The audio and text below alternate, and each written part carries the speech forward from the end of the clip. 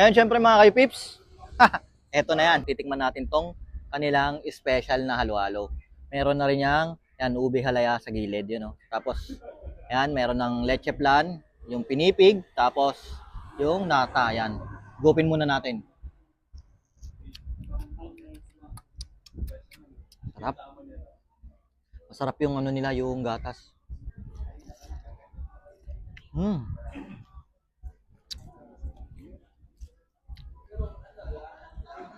Ayun. Ayun, oh. Ito masarap dito mga kaypips, yung hindi mo muna haluin. Tapos titikman mo yung ube alaya.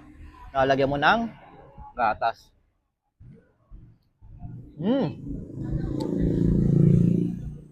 Masarap yung ube alaya nila. Solid. Smooth yung ano nila, ube alaya nila. Sarap.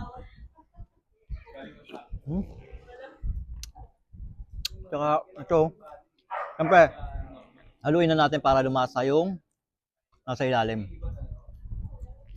Ayan. Mga kaypips, talaga nga naman, pagtangaling tapat tapos mainit, kakain ko nito, refreshing talaga to. Tanggal talaga yung init ng ulo mo dito. Sarap. Kung naririnig nyo yun, no? Crunchy pa yung kanilang pinipig.